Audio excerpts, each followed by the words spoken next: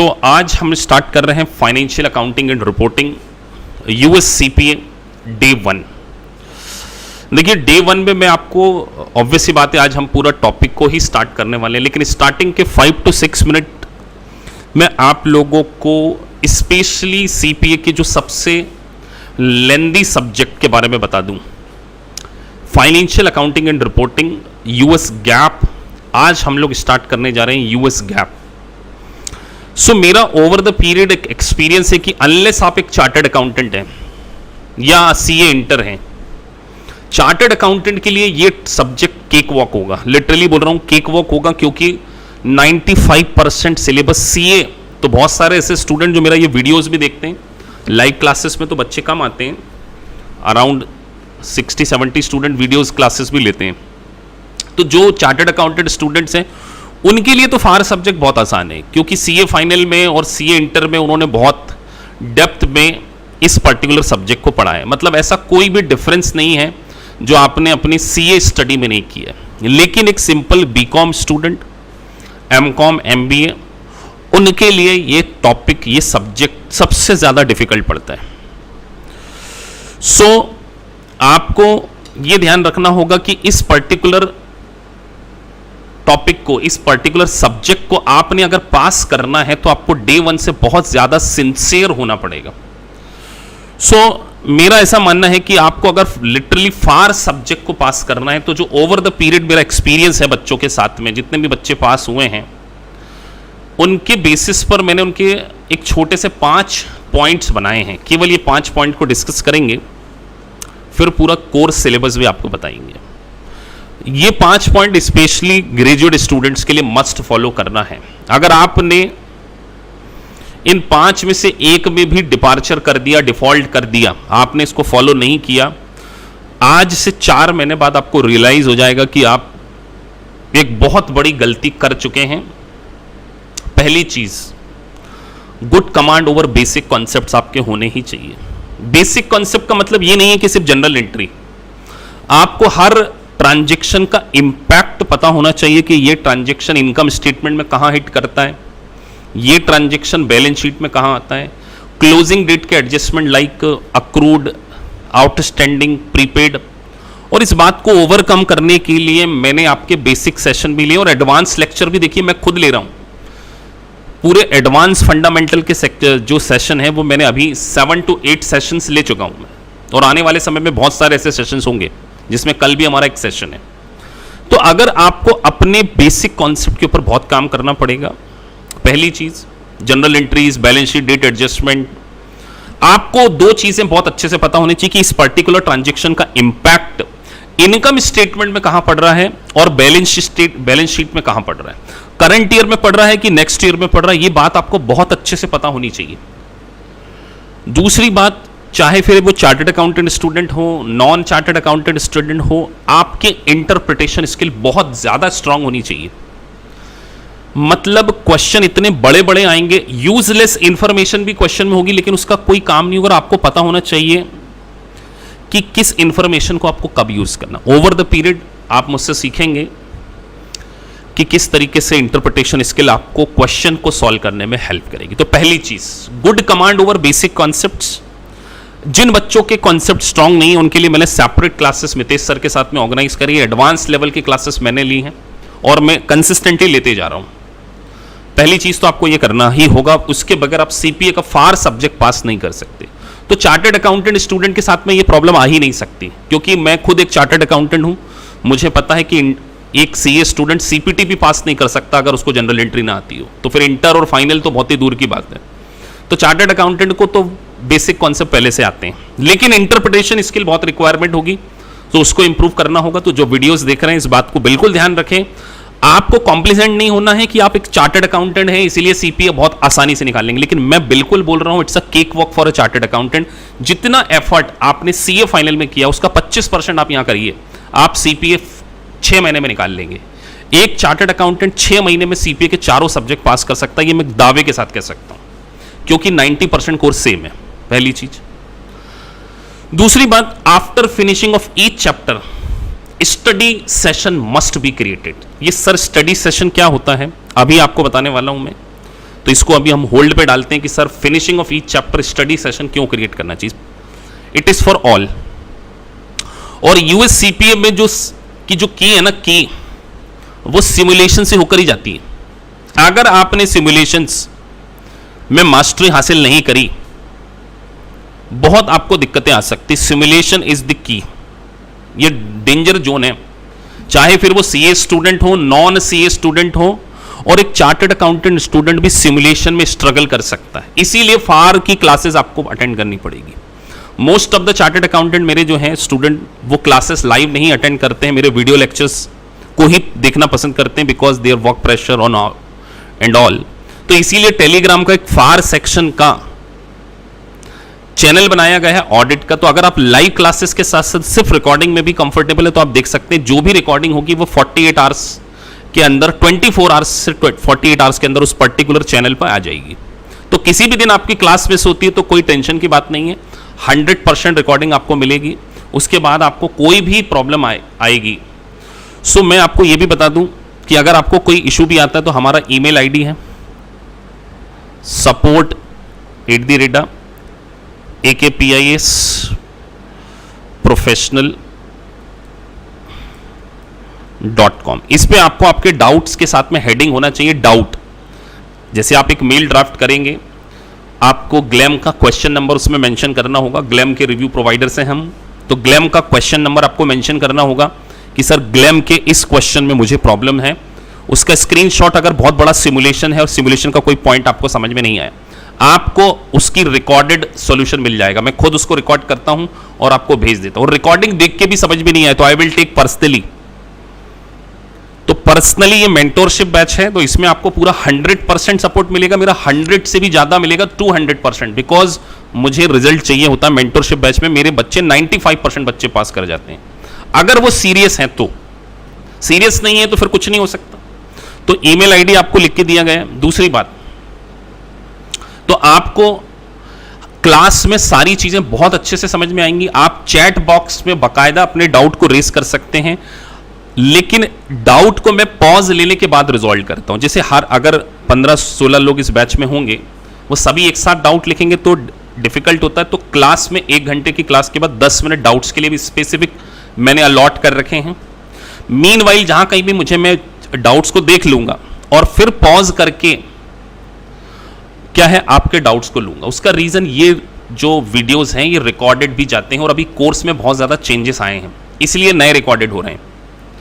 सो आपके doubts proper होंगे। Chat box बिल्कुल ओपन है, आपको चैटिंग करके उसमें अपने डाउट्स को लिखना है या साथ में आप नोट डाउन कर लीजिए। अगर डाउट लाइव क्लास में छोटा है तो समझा दिया जाएगा, या अलग से टाइम लेकर आपको बिल्कुल डाउट समझाए जाएंगे। तो डाउट्स आपके 100% रिजॉल्व होंगे डे 1 से, ये मेरा लाइव कमिटमेंट है आपको। तो आपको सिमुलेशंस को पास करना, सिमुलेशन अगर आप अच्छे से सॉल्व करेंगे तभी आप पास होंगे, अदरवाइज आप पास नहीं होंगे। और सिमुलेशन आप तभी पास कर सकते हैं जब आपके कॉन्सेप्ट बहुत अच्छे हैं। तीसरी की। चौथा, आपको मैंने समरी नोट्स ऑलरेडी ग्लैम के कोर कॉन्सेप्ट आपको ग्रुप में डाल दिए, तो वो सेल्फ मेड नोट्स को देखते हुए, मेरी लाइव रिकॉर्डेड वीडियोस को देखते हुए आप सेल्फ मेड नोट्स बनाइए। आपको लिटरली लास्ट मोमेंट पे रिवाइज करने में डेफिनेटली हेल्प करेगा। क्यों? क्योंकि ये जो रिव्यू प्रोवाइडर्स हैं इनकी लैंग्वेज है अमेरिकन इंग्लिश और हम पढ़ते आ रहे हैं ब्रिटिश इंग्लिश, तो थोड़ा सा लैंग्वेज में आपको इश्यू आ सकते हैं। तो आपको अपनी ओन लैंग्वेज में नोट्स बनाना काफी हेल्पफुल होगा, डेफिनेटली आपको पास करने में हेल्प होगी। और those who are working professional, mark this word, भले ही आप एक सीए हैं जो रिकॉर्डेड वीडियोस देख रहे हैं या लाइव में भी बैठे हैं कभी, तो एक बात ध्यान रखिए, अगर आप एक वर्किंग प्रोफेशनल हैं, 1 महीने की छुट्टी लिए बिना आप फार सब्जेक्ट को पास नहीं कर पाएंगे। ये भी मैं आपको लिख के दे रहा हूं। तो idle time for this batch, इस बैच के स्टूडेंट को पास करने का जो आइडल टाइम होगा जुलाई 3, अक्टूबर तक हम फिनिश करेंगे और हायर साइड 10 नवंबर तक। अगर क्लास की अंडरस्टैंडिंग लेवल पे डिपेंड करता है कि कितनी जल्दी क्लास होती है। Idle time would be February month, January month भी दे सकते हैं, दिसंबर भी दे सकते हैं, 1-1.5 महीने की प्रिपरेशन। तो दिसंबर से लेके फरवरी तक के स्लॉट में चार्टर्ड अकाउंटेंट स्टूडेंट, मेरा मानना है दिसंबर में दे सकते हैं। Because I am very much sure that कि उनकी स्किल बहुत ज़्यादा स्ट्रांग होती है, मुझे पता है। तो जो नॉन चार्टर्ड अकाउंटेंट स्टूडेंट हैं उनको थोड़ा सा एक्स्ट्रा एफर्ट करना पड़ेगा, कोर्स पढ़ने के बाद एटलीस्ट 2 महीने का रिवाइज करना पड़ेगा। तो आप लोगों के लिए जनवरी और फरवरी टाइम बहुत बेस्ट होगा ये एग्जाम को पास करने में। तो ये 5 चीजें आपको डे 1 से ध्यान रखना है। अब मैं आपके सामने ग्लैम रिव्यू प्रोवाइडर का स्टडी मटेरियल ओपन कर रहा हूं ताकि आपको पता चल जाए कि 20 यूनिट हैं। देखिए 20 यूनिट्स, ये सामने आपके स्टडी मटेरियल है, कितना बड़ा है। ये 20 नहीं है, ये 100 है, पता है। एक चैप्टर के अंदर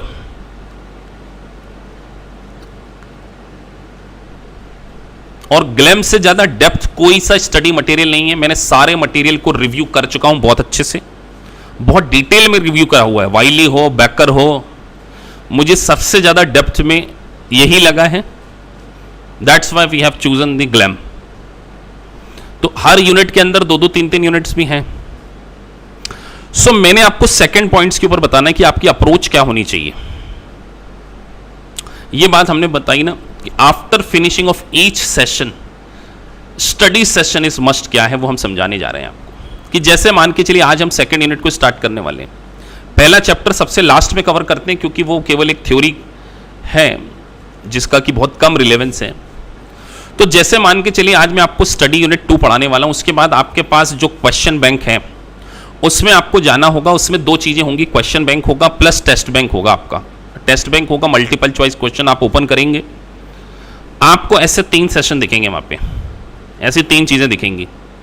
पहली यूनिट होने के बाद आपको क्या करना है, सबसे पहला काम आपको क्रिएट स्टडी सेशन करना है। जैसे आज हम बैलेंस शीट वाला टॉपिक फिनिश कर लेंगे। अब ये स्टडी यूनिट 2 में 102 क्वेश्चन है। आज आपको बैलेंस शीट के 32 क्वेश्चन आपको सॉल्व कर लेना चाहिए मेरा लेक्चर पढ़ाने के बाद। जैसे ही आप गए, आप यहां पर नेक्स्ट कीजिए।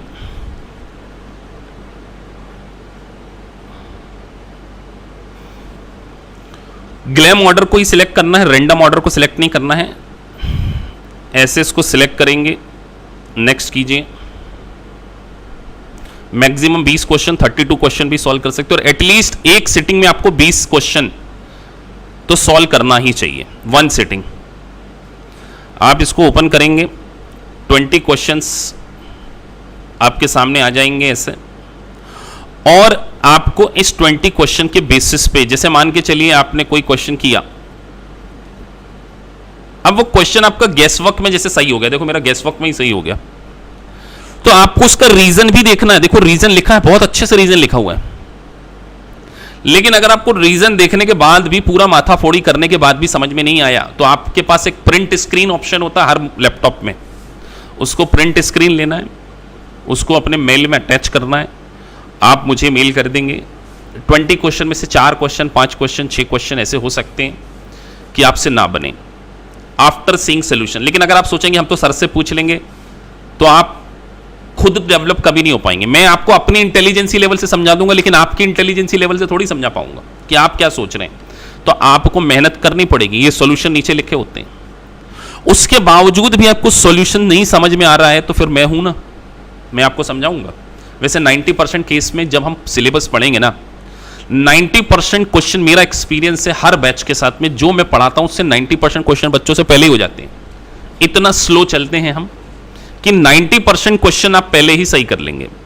बट स्टिल अगर आपसे कुछ क्वेश्चन नहीं बनेंगे तो आप मुझसे डाउट्स पूछिए, डेफिनेटली आपके डाउट्स में रिजॉल्व करूंगा। अब जब ये 20 क्वेश्चन कर लेंगे ना, तो आपकी परफॉर्मेंस आपको दिखेगी। आप क्या कर सकते हैं, अपनी परफॉर्मेंस एनालिसिस कर सकते हैं, ग्रेड एनालिसिस की आपका ग्रेडिंग कितनी आ रही है,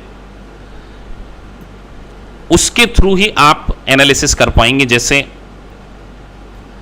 हिस्ट्री कि आपने कितने क्वेश्चन सही किए,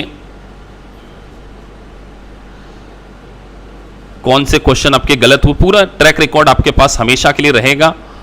और आपकी परफॉर्मेंस में आपको पता चलेगा कि जैसे 65% अगर आ रहा है, ये एक क्वेश्चन में आपने 2.43 मिनट्स का टाइम लिया है, 100 क्वेश्चंस थे, 96 क्वेश्चन सही किए, उसमें से 65 क्वेश्चन अगर करेक्ट किए हैं, तो जो गलत किए हैं उसको आप वापस से क्या कर सकते हो, चेक कर सकते हो कि यार ये गलत मैंने किए, मुझे इनमें इंप्रूवमेंट की जरूरत है। जैसे देखिए ये क्रॉस है, तो ऐसे अगर आप कंसिस्टेंटली फॉलो करेंगे तो ही आप पास हो पाएंगे, चाहे फार सब्जेक्ट हो, चाहे रेगुलेशन हो, चाहे ऑडिट हो। ये एग्जाम इंटरनेशनल एग्जाम है, ये चार्टर्ड अकाउंटेंट ऑफ इंटरनेशनल बनने वाले, ये बीकॉम, एमकॉम, एमबीए इंडिया की नहीं है। ये आपको पहले दिन से ही पता होना चाहिए कि हम वन नाइट स्टडी करके इस एग्जाम को डेफिनेटली पास नहीं करने वाले, ये मैं आपको अश्योर कर रहा हूं। और ओवर कॉन्फिडेंट स्टूडेंट भी फेल हो जाएंगे इसमें। जनरली मैं अपने चार्टर्ड अकाउंटेंट स्टूडेंट जो मेरा वीडियो देख रहे हैं उनसे कहने जा रहा हूं कि अगर आपने इसको बिल्कुल लाइटली ले लिया तो आप ये मान के चलिए कि आपको बाद में रियलाइज हो जाएगा और फिर आपका मन भी टूट जाएगा और सीए आदमी दोबारा पढ़ना नहीं चाहेगा, सब वर्किंग प्रोफेशनल होते हैं। तो इसलिए मैं ये कह रहा हूं कि अब सीए स्टूडेंट्स को बिल्कुल लाइव कह रहा हूं, डोंट टेक इट लाइटली।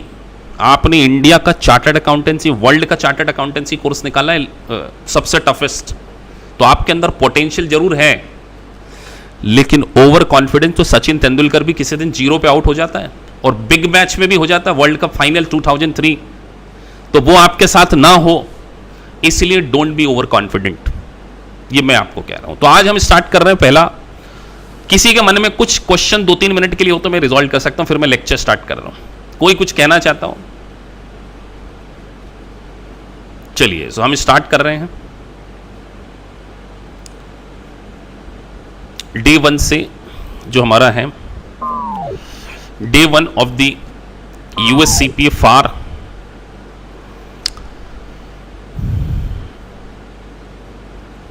तो सेकेंड यूनिट से हम स्टार्ट करने जा रहे हैं।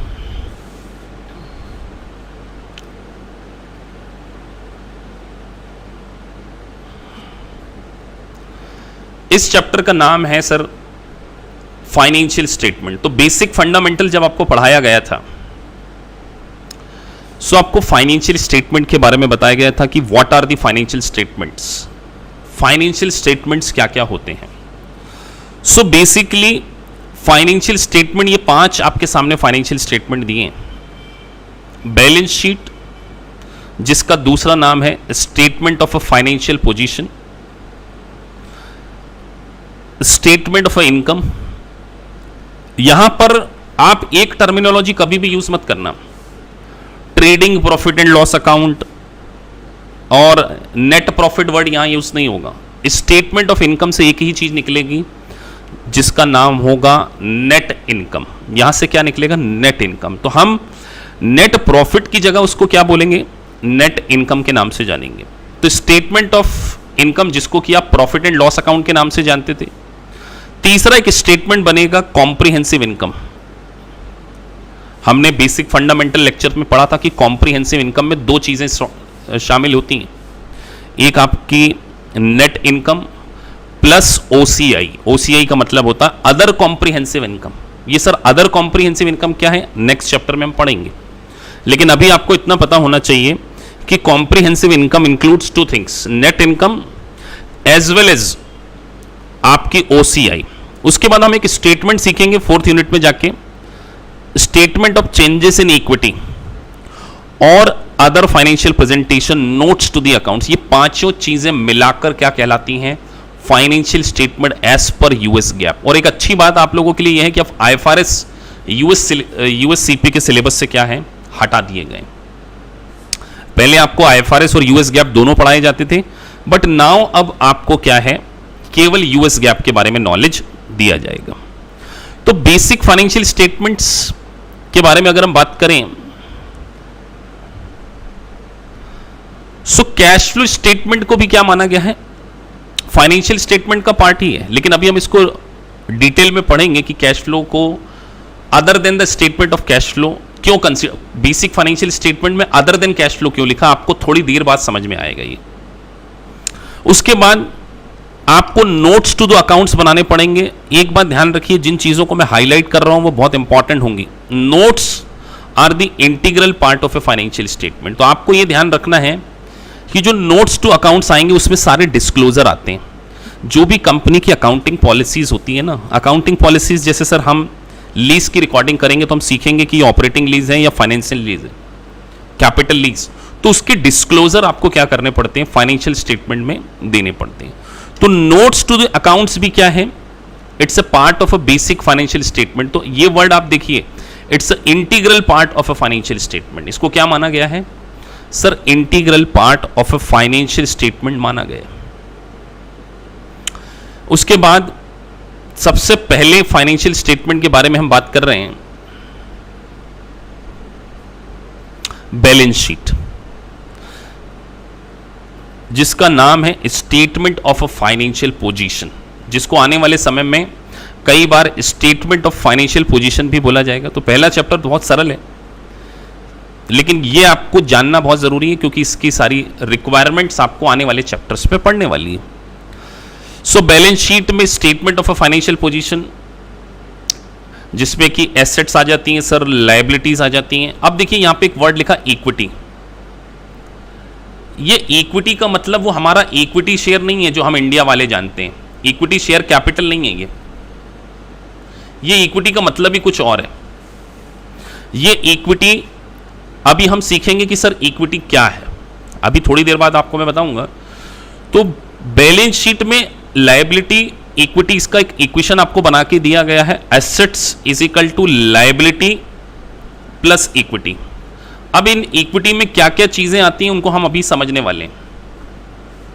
तो आपको नीचे एक बैलेंस शीट दी गई है जो कि यूएस गैप के अकॉर्डिंग बनी हुई है।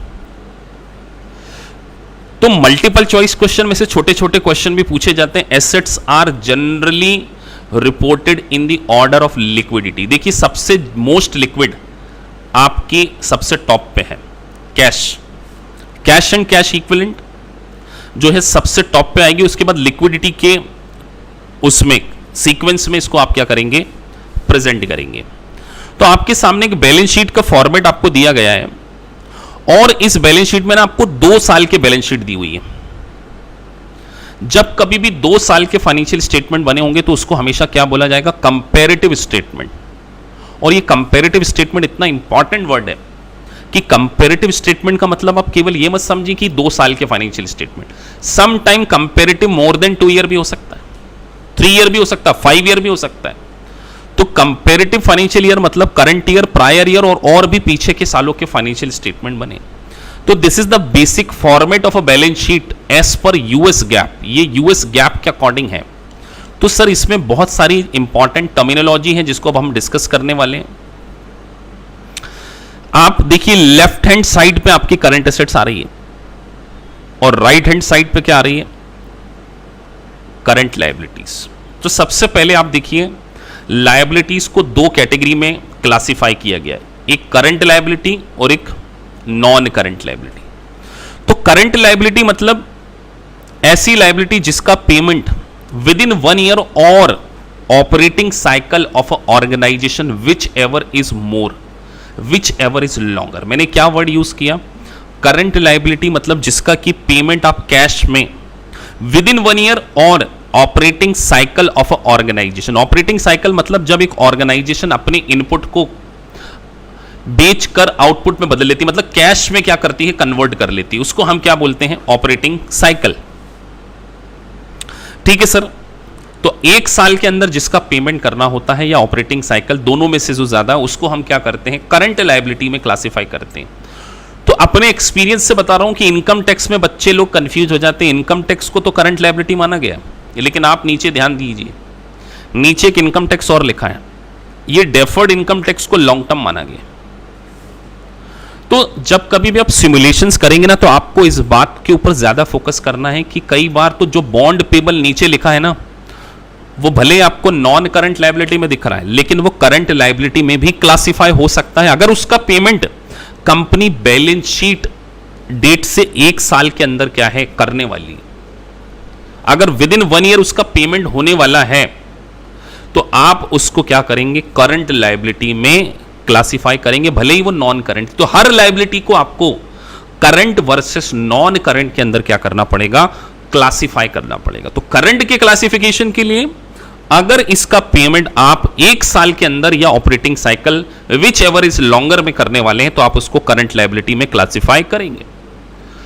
इसी तरीके से आपको लेफ्ट हैंड साइड में देखिए इक्विटी समझाया गया है कि सर इक्विटी का मतलब क्या होता है।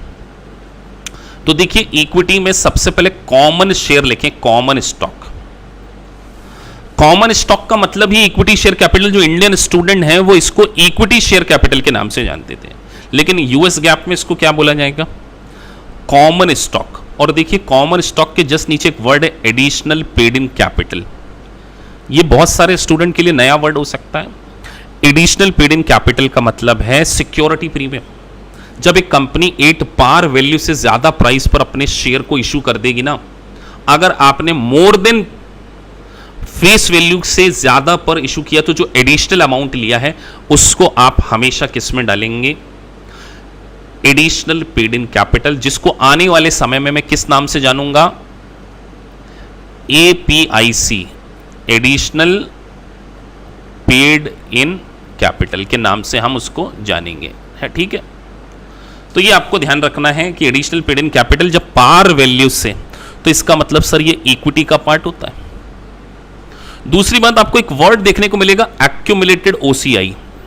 OCI का मतलब होता है अदर कॉम्प्रिहेंसिव इनकम। ये पूरा चैप्टर है कि सर कौन कौन सी इनकम OCI में क्लासिफाई होती, पर केवल टाइम बिंग के लिए समझा रहा हूं। जितने भी अनरियलाइज गेन होते हैं ना, अनरियलाइज गेन जो एक्चुअल में आपको रियलाइज नहीं हुए, वही कहां पे क्लासिफाई किए जाते हैं, OCI में। लेकिन इसका यह मतलब नहीं है कि हर अनरियलाइज गेन, कुछ स्पेसिफिक अनरियलाइज गेन को ही OCI में क्लासिफाई किया गया। लेकिन अभी मैं आपको यह बात नहीं बताने वाला कि सर कौन कौन से, क्योंकि वो चैप्टर में पढ़ेंगे।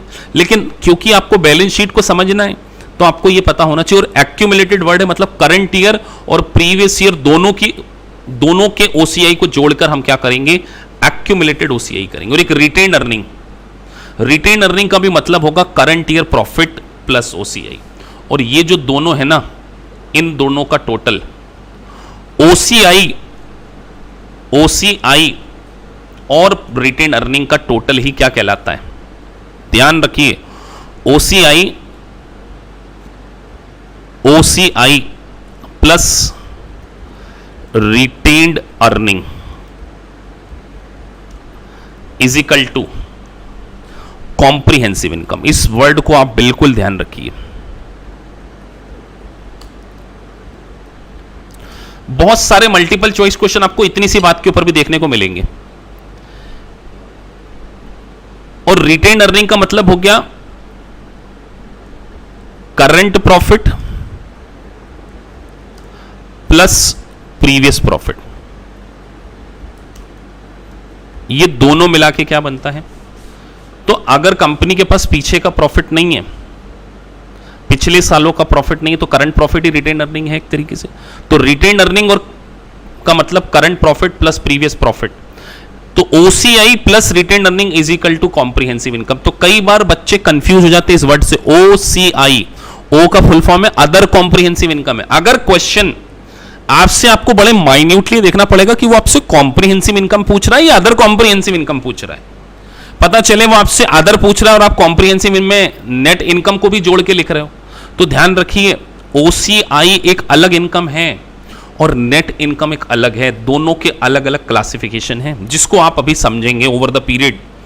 तो एक बात ध्यान रखना, comprehensive income includes net income plus OCI। और मैंने यहां पे लिखा है sir OCI plus retain earning. तो रिटेन अर्निंग मतलब current year profit plus previous profit, और OCI में क्या आता है, नॉन कैश प्रॉफिट्स आपके कंसीडर किए जाते हैं। और इन सब का जो टोटल है ना, इसको हम क्या बोलते हैं, इक्विटी। इन सभी के टोटल को हम क्या बोलेंगे, इक्विटी। लेकिन एक और इंपॉर्टेंट बात, आप आने वाले समय में एक वर्ड पढ़ेंगे, कंसोलिडेटेड बैलेंस शीट। क्या पढ़ेंगे, कंसोलिडेटेड बैलेंस शीट। चैप्टर मुझसे पढ़ेंगे बिजनेस कॉम्बिनेशन, आने वाले 14 या 15 नंबर की यूनिट है। तो वहां पर एक वर्ड आएगा NCI, जो अभी आपको बता रहा हूं। NCI का मतलब होता है नॉन कंट्रोलिंग इंटरेस्ट।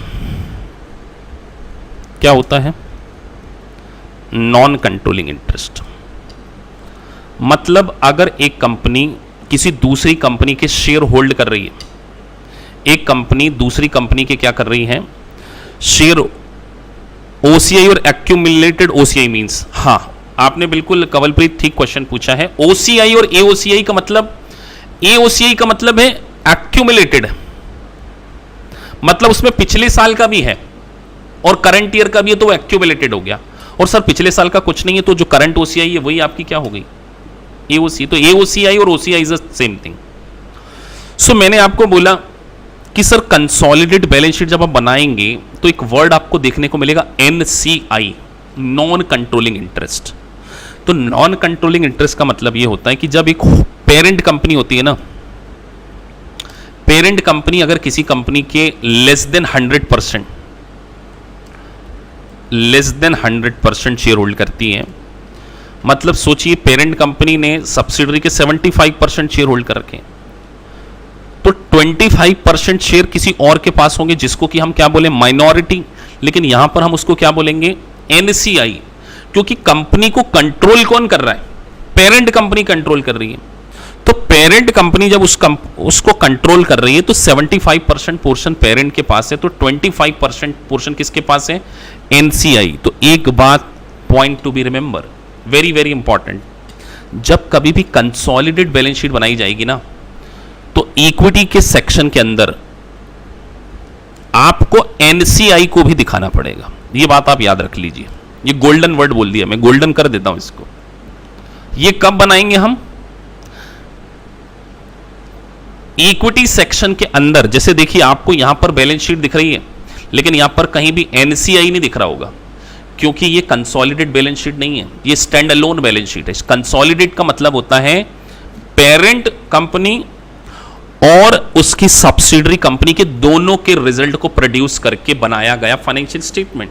तो जब हम दोनों कंपनी के फाइनेंशियल स्टेटमेंट को क्लब करके एक फाइनेंशियल स्टेटमेंट बनाएंगे, तो इक्विटी सेक्शन के अंदर, इक्विटी हेडिंग के अंदर आप एक वर्ड और डालेंगे जिसका नाम होगा एनसीआई। लेकिन सर ये बात मैं आपको यहां इसीलिए बता रहा हूं क्योंकि हो सकता है कि इससे रिलेटेड कोई मल्टीपल चॉइस क्वेश्चन आपको यहां दिख जाए और ये बात आप पढ़ेंगे 14 नंबर में, तो आपको पहले से पता होना चाहिए कि एनसीआई तभी आता है जब कंसोलिडेटेड फाइनेंशियल स्टेटमेंट बनाते हैं।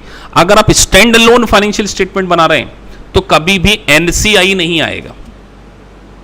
दूसरी बात, इक्विटी सेक्शन में से हम एक और वर्ड को माइनस कर देंगे, ट्रेजरी स्टॉक। ट्रेजरी स्टॉक का मतलब होता है जब कंपनी अपने शेयर को क्या कर ले, रीपरचेस कर ले, जिसको इंडियन स्टूडेंट बाय बैक के नाम से जानते हैं। तो ये सेगमेंट बड़ा डिफिकल्ट होता है, इवन चार्टर्ड अकाउंटेंट स्टूडेंट भी इस पर्टिकुलर सेगमेंट में स्ट्रगल करते हैं, मेरा ऑब्जर्वेशन है। इसलिए क्योंकि कुछ बच्चे वीडियोस देखते हैं ना, तो उनके लिए मुझे बार बार बोलना पड़ता है कि ट्रेजरी स्टॉक का मतलब है बायबैक, तो बायबैक का बैलेंस होगा डेबिट बैलेंस।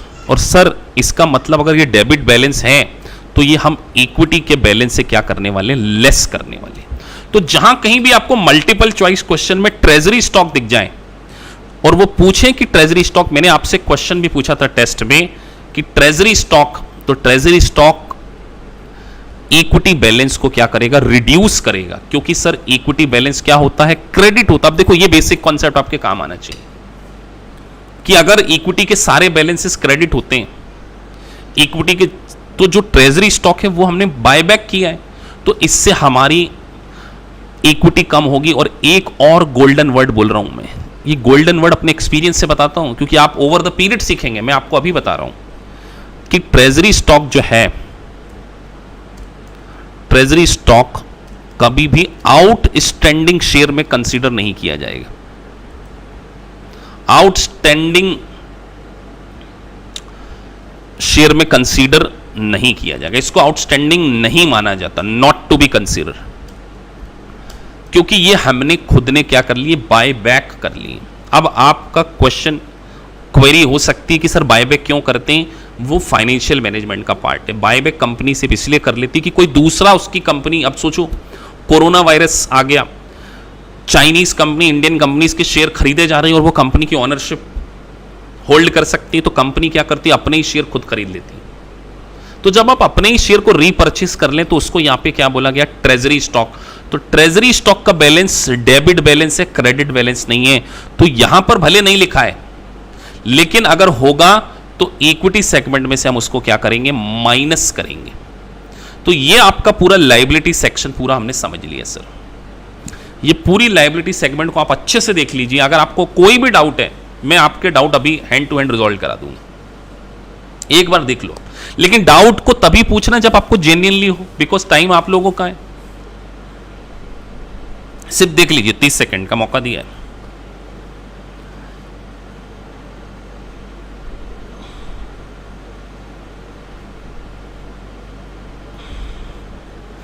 अब सर हम एसेट साइड आते हैं, तो आपको एसेट्स में भी दो क्लासिफिकेशन है सर, कैश। अब देखो कुछ जगह क्लासिफिकेशन है available for cell debt security. Sir available for cell debt security, अच्छा अंकुर कब कहना है कि सर ओसीआई, देखो बेटा ओसीआई एक अलग चैप्टर है। ओसीआई का मतलब है अदर कॉम्प्रिहेंसिव इनकम, ऐसी इनकम जो कि रियलाइज नहीं हुई। चलिए एक एग्जांपल के थ्रू समझा लेते हैं। आपने पूछा है तो मैं अभी बता देता हूं। अब सोचो आपने फॉरेन करेंसी में डील किया, हाँ आपने एंट्री पूछी। अब देखो जब अभी हम ट्रेजरी स्टॉक पढ़ नहीं रहे, तो अब मैं आपको यहां पे ट्रेजरी स्टॉक की जनरल एंट्री बताने लगूंगा, तो हम ट्रेजरी स्टॉक में फिर क्या पढ़ेंगे। इसीलिए मैंने सिर्फ आपको अभी क्या बताया। आप सोचो कॉमन सी बात है, ट्रेजरी स्टॉक की एंट्री क्या होनी चाहिए। आपने कोई चीज खरीदी है तो अकाउंट डेबिट टू कैश, यही एंट्री होनी चाहिए। आपने खरीदा, लेकिन अब अगर मैं सिर्फ यहां बोल के रुक जाऊं तो यह अधूरी बात है, क्योंकि ट्रेजरी स्टॉक कई बार आप मार्केट प्राइस से ज्यादा पे खरीदेंगे, तो फिर उस सेगमेंट को हम वहां पे सीखेंगे। इसीलिए कुछ क्वेश्चन के आंसर मैं आपको अभी नहीं दे पाऊंगा। अब कल को कोई मुझे स्टूडेंट पूछ ले सर ये डेफर टैक्स की जनरल एंट्री क्या होगी, तो फिर वो डेफर टैक्स वाले एरिया में पढ़ेंगे। सबके ऊपर चैप्टर है। अब जैसे कि स्टूडेंट ने पूछ लिया सर ओसीआई की जनरल एंट्री क्या होगी, तो ओसीआई वाला चैप्टर आएगा। लेकिन अभी हम क्या समझ रहे हैं, बैलेंस शीट का फॉर्मेट समझ रहे हैं कि उसमें ओसीआई है। लेकिन फिर भी आपकी क्वेरी है, डेफिनेटली आई विल एंटरटेन।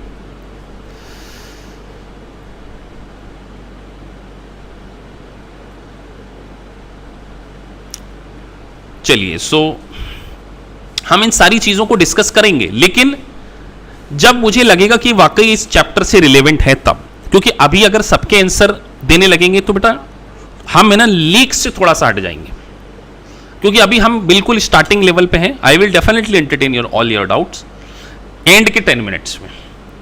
अभी आप अपने डाउट्स है ना सभी लोग एक कागज पे लिखते जाओ, मैं डेफिनेटली आपको मौका दूंगा। तो अब आपको यहां पर available for cell debt security, अब देखो यहां पर मैं आपको अभी ये नहीं बता सकता कि डेट के 3 क्लासिफिकेशन होते हैं, available for sale, held to maturity, trading security, क्योंकि ये सेगमेंट हम जब इन्वेस्टमेंट की अकाउंटिंग पढ़ेंगे तब सीखेंगे। अब अकाउंट रिसीवेबल में भी 2 चीजें आती हैं सर, अकाउंट रिसीवेबल और नोट रिसीवेबल में क्या डिफरेंस, आप ये पूछ सकते हैं फिर अगला। तो बेटा फिर वो अकाउंट रिसीवेबल और नोट रिसीवेबल में सीखेंगे। इन्वेंटरी में कौन कौन सी इन्वेंटरी आती है, सबके चैप्टर्स हैं। ये चैप्टर केवल आपको बैलेंस शीट में क्या क्या चीजें आती है उसके बारे में बता रहा है।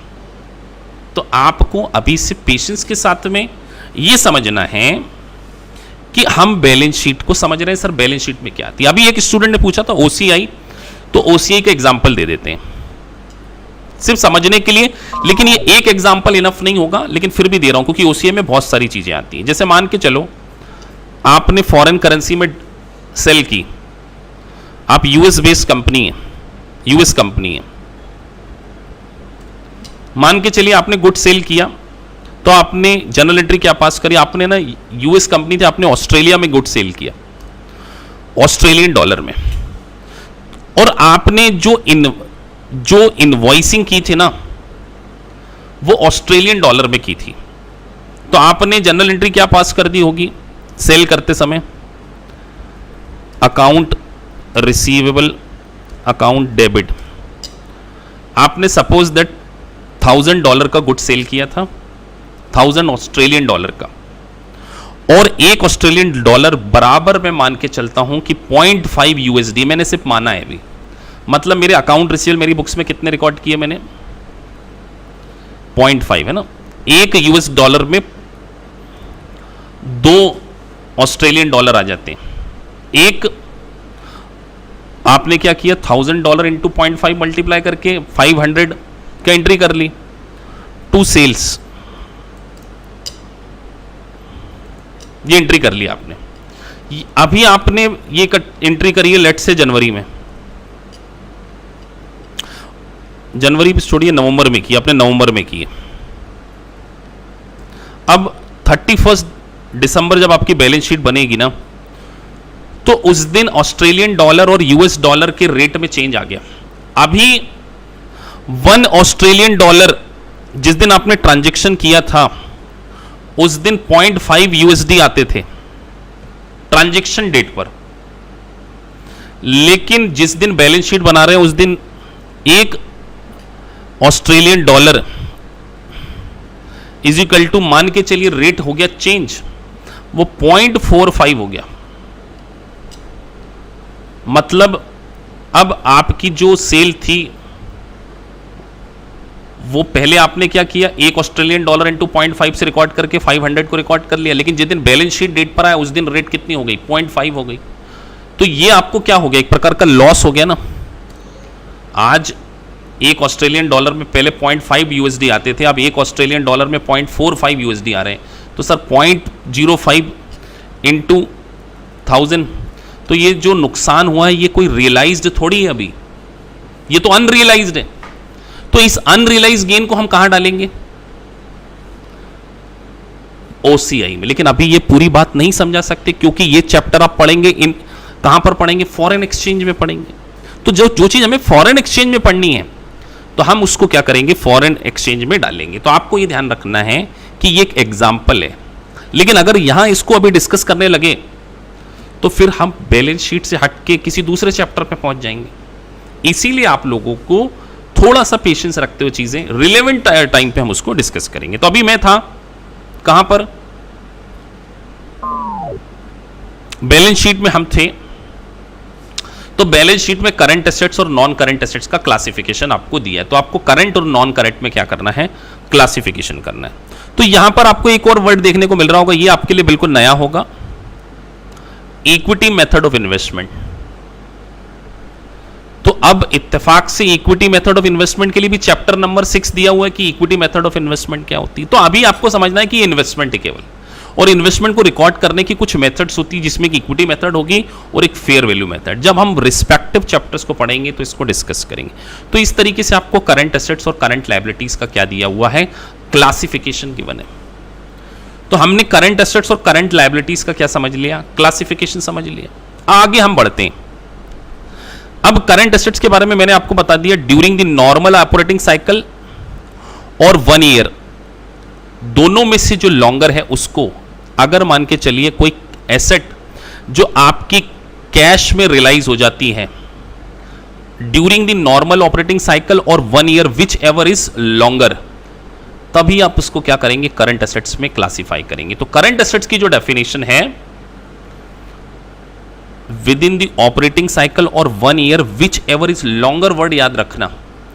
मतलब इंडियन स्टूडेंट जो हैं कई बार कंफ्यूज हो जाते हैं इस पर्टिकुलर पॉइंट में, कि उनको ऐसा लगता है कि करंट एसेट्स तो वही होगी जो 1 साल के अंदर रियलाइज हुई। नहीं बेटा, अगर कंपनी का ऑपरेटिंग साइकिल 14 मंथ का है, तो वो एसेट्स जो 14 महीने के अंदर कैश में रियलाइज हो सके, उसको हम क्या करेंगे, करंट एसेट्स की डेफिनेशन में मानेंगे as per the US gap.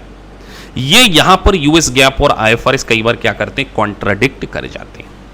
तो हमें ध्यान रखना है सर कि क्वेश्चन में हमें डेट को बड़े माइन्यूटली देखना होगा कि कौन से ईयर के लिए किस डेट पर बात हो रही है।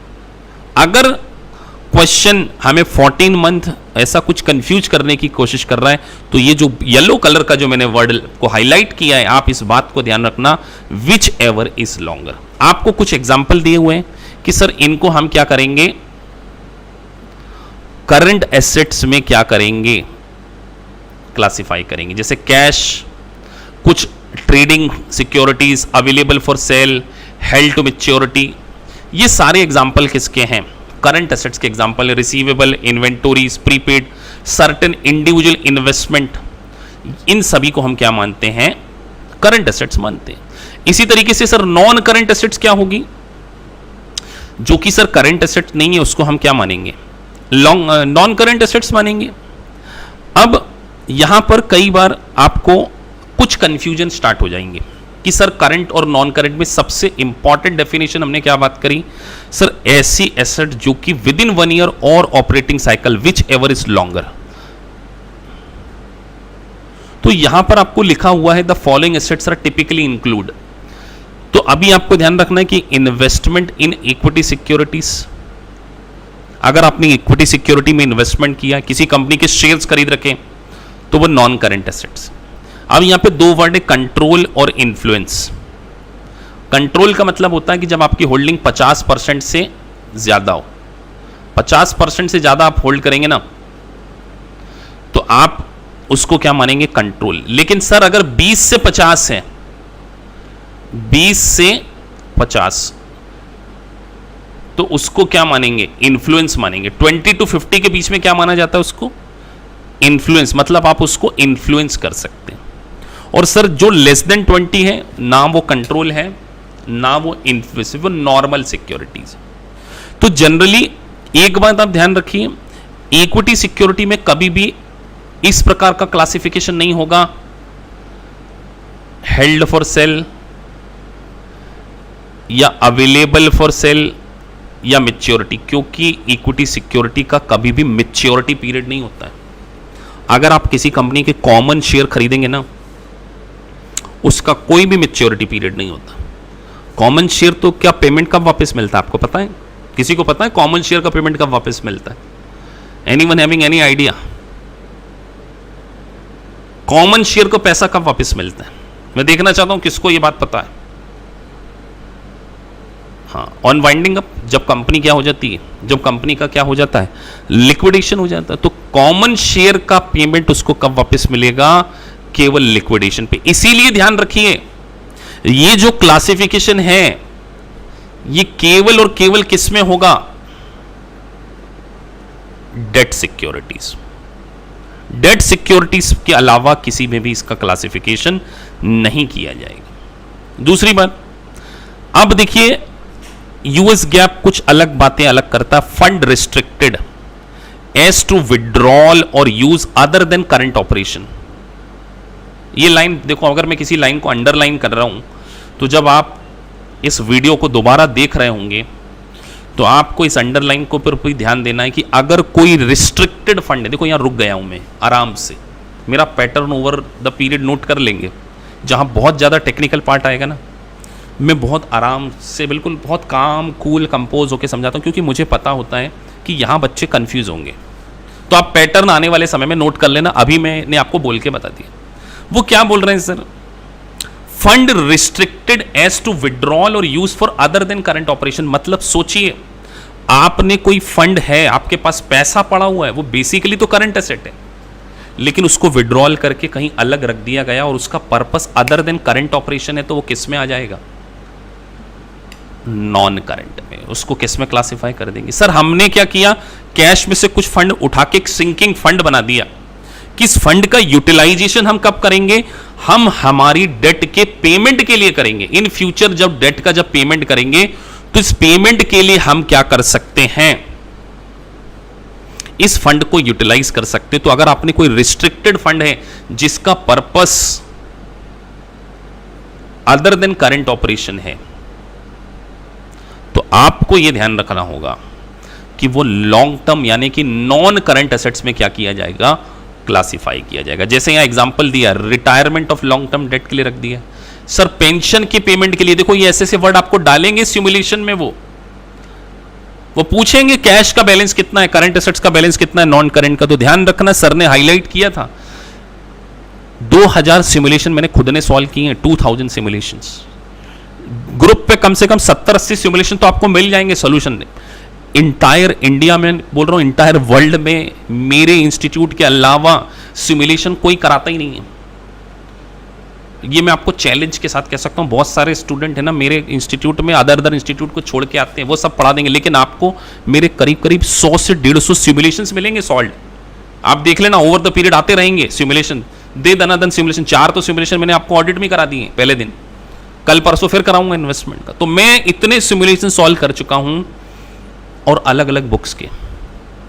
तो आपको मैं वो टिपिकल पॉइंट्स यहां बता दूंगा कि देखो ये पॉइंट आपको सिमुलेशंस में देखने को मिलेगा कि अगर आपने कोई पेंशन ऑब्लिगेशन के लिए फंड को अलग से बचा के रखा है, तो उसको नॉन करंट एसेट्स, और अगर आपने कोई एसेट्स को परचेस करने के लिए फंड को रिक्लास अलग कर रखा है, उसको भी हम क्या करेंगे, नॉन करंट एसेट्स में क्या करेंगे, क्लासिफाई करने वाले। हाँ, सिमुलेशन के वीडियो व्हाट्सएप पे नहीं देते सकते बेटा, व्हाट्सएप पे नहीं आएंगे, हमने टेलीग्राम चैनल बनाया हुआ है, आपको टेलीग्राम चैनल पे बाकायदा मिलेंगे। आपको सभी को टेलीग्राम ग्रुप को जरूर ज्वाइन कर लेना। टाइमिंग, अगर कभी क्लास में कोई डिले होता है या किसी दिन क्लास किसी रीजन से नहीं हो पाती है, सारे के सारे मैसेज आपको टेलीग्राम चैनल पे आएंगे, किसी को पर्सनल मैसेज नहीं आएगा, आपको टेलीग्राम चैनल पे नोटिफिकेशन आ जाएगा। तो अपने मोबाइल में टेलीग्राम को डाउनलोड करके रख लीजिए, और बहुत आसान सा ऐप है। दूसरी बात हमने यहां पे करी सर कि अगर फंड रिस्ट्रिक्टेड विड्रॉल है तो उसको हम क्या करेंगे, नॉन करंट एसेट्स में क्या करेंगे, क्लासिफाई करेंगे। उसके बाद कैपिटल एसेट्स, देखिए not used in the current operation such as idle facilities, land held for future, ये सारी चीजें क्या है, आपकी लॉन्ग टर्म एसेट्स मानी जाती है, नॉन करंट।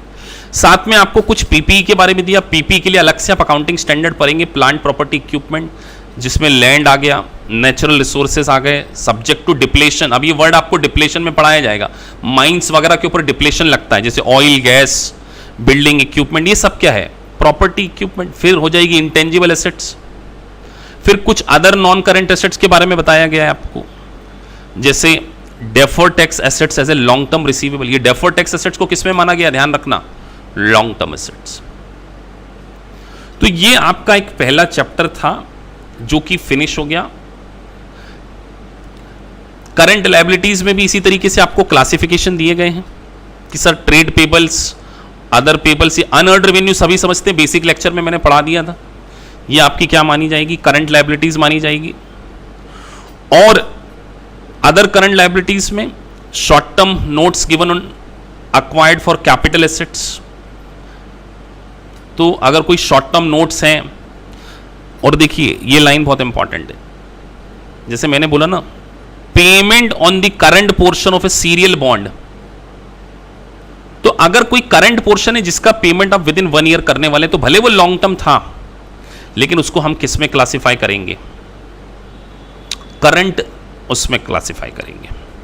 अब कुछ चीजें जो कि करंट लायबिलिटीज में कंसीडर नहीं की जाएंगी, जिसका कि पेमेंट हम क्या करते हैं, तो एक बहुत इंपॉर्टेंट टर्म में यूज करने जा रहा हूं। अब ये बहुत इंपॉर्टेंट एरिया है, तो मैं इसको जरा, और बहुत सारे बच्चे यहां पे कंफ्यूज होते हैं, जब आप इसको सेल्फ पढ़ेंगे तो आपको चक्कर आ जाएंगे, इतना टेक्निकल पॉइंट लिखा हुआ है। इसलिए यहां पे मैं देखो इसको, आपको सभी को मैंने वर्चुअल बुक्स भी भेज दी है, ऐसे आप डाउनलोड करके लिख लीजिए और ऐसे अपने नोट्स पे आप हाईलाइट कर सकते हैं।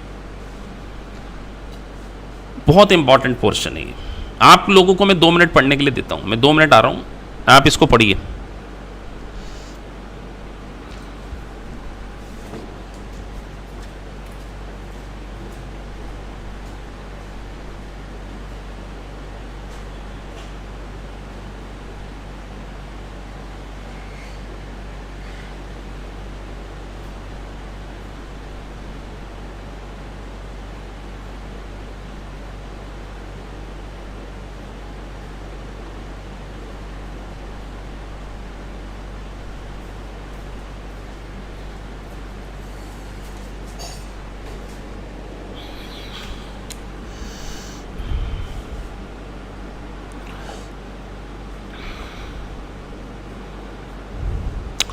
सो देखिए, current liability do not include, ये लाइन को आप बिल्कुल या तो रट लीजिए, ये इतनी इंपॉर्टेंट लाइन है कि हर बहुत सारी बुक्स में इसके ऊपर सॉल्यूशन सिमुलेशन भी दिए हैं और मल्टीपल चॉइस क्वेश्चन। देखो, अपने एक्सपीरियंस आपके साथ में शेयर करते जा रहा हूं ताकि आपको पता चलते जाए कि इतनी टेक्निकल है। Current obligation if entity intended to refinance them on a non-current basis and demonstrate an ability to do। अब देखो कितनी टेक्निकल लैंग्वेज आ गई, मतलब बिल्कुल लेमन टर्म में मैं आपको समझाऊं। लेमन टर्म में वो आपसे ये कहना चाहते हैं, अगर बैलेंस शीट डेट पर कोई लायबिलिटी करंट थी, जैसे मान के चलिए आपने एक लोन लिया, आपने 30 नवंबर को एक लोन ले लिया, 30 नवंबर 2020 को आपने लोन लिया, तो जब आप आपने लोन लिया था ना, तो आपने बैंक से बोला था कि इसका पेमेंट हम 4 मंथ में कर देंगे। तो मुझे बताइए 4 मंथ में इसका पेमेंट कर देंगे, जो जब 31 दिसंबर को बैलेंस शीट आप बनाएंगे तो आप इस लायबिलिटी को करंट मानेंगे, नॉन करंट मानेंगे, क्या मानेंगे? चैट बॉक्स में लिखिए, करंट है नॉन करंट है। हमने 3 महीने में इसका पेमेंट करना है। 30/11 को हमने लोन लिया, करंट है नॉन करंट है? बैलेंस शीट डेट पे। सर बैलेंस शीट डेट पे तो करंट है। बिल्कुल ठीक सर, करंट है। सभी लोग यही कह रहे हैं करंट है। लेकिन अगर बैलेंस शीट इशू करने के पहले, मान के चलिए कंपनी क्या करती है, जब अपनी बैलेंस शीट बना लेती है ना, तो उसको पब्लिक में चार्टर्ड अकाउंटेंट से या सीपीए से साइन करा के पब्लिक में इशू करना पड़ता है। तो मान के चलिए आपने बैलेंस शीट डेट के बाद 30 जून 2021, ध्यान रखना 30 जून 2021 अगला साल, इस डेट को आप पब्लिक में इस बैलेंस शीट को इशू करने वाले थे। और अगर आपने इस डेट के पहले बैंक से एक एग्रीमेंट कर लिया, लेट से 31 मई को, ये 31 मई भी छोड़िए, आपने क्या किया 10 जनवरी 2021 को बैंक से एक एग्रीमेंट कर लिया कि इसका पेमेंट मैं 4 महीने में नहीं करूंगा, मैं इसका पेमेंट आपको सितंबर के आसपास कर पाऊंगा, 30 सितंबर 9 2021। बताइए ये एग्रीमेंट कब हुआ है? एग्रीमेंट कब हुआ है? बैलेंस शीट डेट के बाद हुआ है कि जो पेमेंट है हम कब करने वाले हैं? 30 सितंबर 2021। कब करने वाले हैं? 30 सितंबर 2021 को इसका पेमेंट करने वाले। हमने एग्रीमेंट कब किया बैंक से? बैलेंस शीट डेट के बाद, लेकिन बैलेंस शीट को इशू करने के पहले।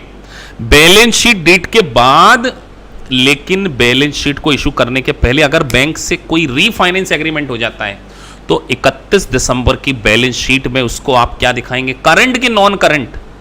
जल्दी लिखिए। अगर बैलेंस शीट को इशू करने के पहले मैंने एक रीफाइनेंस एग्रीमेंट करा लिया तो उसको मैं क्या क्लासिफाई करूंगा? करंट की नॉन करंट? क्या लगता है आप लोगों को? यस, इसको हम क्या कर लेंगे? नॉन करंट में क्या कर देंगे? रिक्लासिफाई कर देंगे। तो सर इसका मतलब आप ये कहना चाहते हैं कि अगर बैलेंस शीट डेट पर कोई करंट लायबिलिटी थी, लेकिन बैलेंस शीट को इशू करने के पहले अगर आपने बैंक से कोई रीफाइनेंस एग्रीमेंट कर लिया और उसको आप डिमॉन्स्ट्रेट कर सकते हैं, तो आप उसको बैलेंस शीट डेट पर करंट नहीं दिखाएंगे बच्चों, उसको किस में दिखाएंगे? नॉन करंट लायबिलिटी में उसका क्या करेंगे? आप क्लासिफिकेशन करेंगे। तो ये पूरे नटशेल, इसका सार बस यही है कि आपको इस बात को ध्यान रखना है कि वो नॉन करंट क्या कहलाएगा? आपका नॉन करंट लायबिलिटीज आपका कहलाएगा। उसको हम किस में क्लासिफाई करेंगे? हमने बैलेंस शीट से वो 1 साल का होना चाहिए। मैंने एग्जांपल ले लिया, हाँ वो 2022 लिखना चाहिए। बिल्कुल आपने सही कहा कि उसको 2022 लिखूंगा मैं।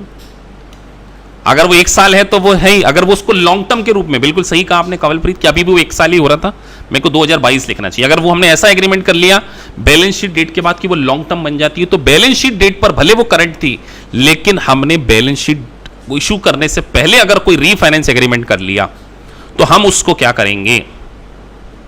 नॉन करंट एसेट्स में क्या करेंगे? नॉन करंट लायबिलिटीज में क्या करेंगे? बैलेंस शीट पे क्या करने वाले हैं? रिक्लासिफाई करने वाले। उसके बाद आपको इक्विटी दी हुई है, तो इक्विटी का मतलब मैंने अभी आपको बैलेंस शीट में समझाया। नीचे देखिए ट्रेजरी स्टॉक आ गया, दैट इज रीपरचेस। और ट्रेजरी स्टॉक को हम क्या करेंगे? सब्सट्रैक्ट कर देंगे, reduction from the equity. Total equity से आप उसको क्या कर देंगे? माइनस कर देंगे। तो सर इक्विटी में क्या क्या आता है? Capital contribution by the owner, जब आप नए शेयर इशू करेंगे।